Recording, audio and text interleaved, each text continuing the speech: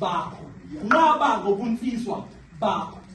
Into ezokushape evangelini ukusaba uNkulunkulu, not ukusaba ipulpit, not ukusaba umkhulu, not ukusaba ugogo, ukusaba uNkulunkulu.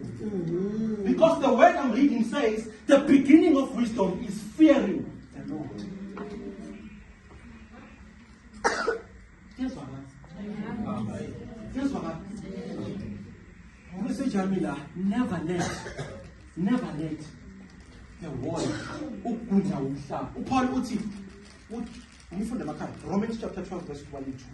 Do not conform to the standards of this world, but with the renewal of your mind there should be transformation. Ungasondeli ukufana nabanye. Uqeda ukuneyo manje ukuthi mawudumise bandleni, musu udumisela ukublenda ngama voice nabazalwane. Dumise ngathi uyambona uNkulunkulu. Sihlukanisele nje.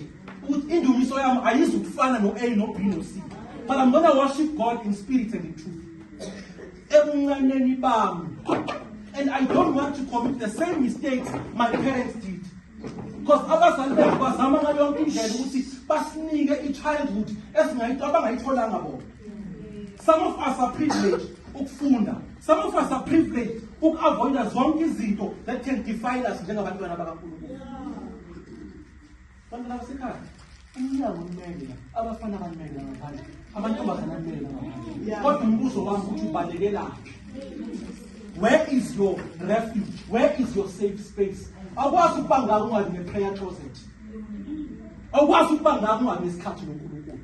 Ngoba uma uzoma epulpit, you need time with God.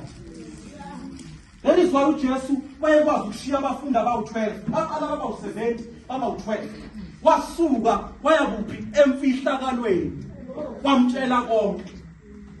Ngoba uJesu uyakwazi ukuhlula isimilo somuntu. Ithi iBhayibheli kwakufanele adabule eSamariya. Ngoba he knew ukuthi une-divine appointment nowesifazane ongekho right moral. And uJesu akajajani.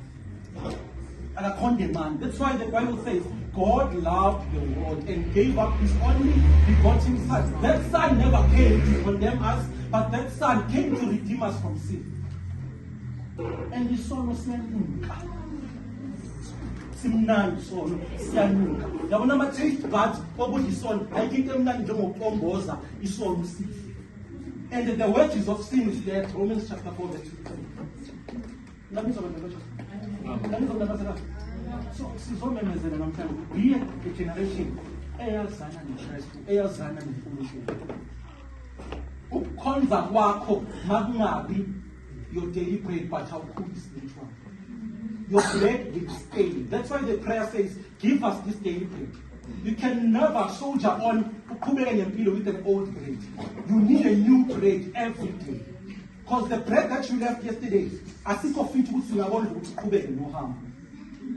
that's why when we pray a commanding prayer. They would give us this daily bread. I was about Christ land. But we sing was so clean our head.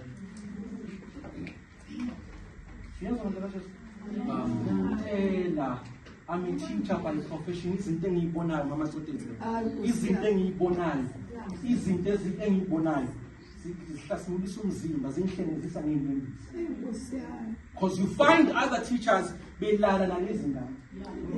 the same profession that I'm in, sleeping and buying my minus.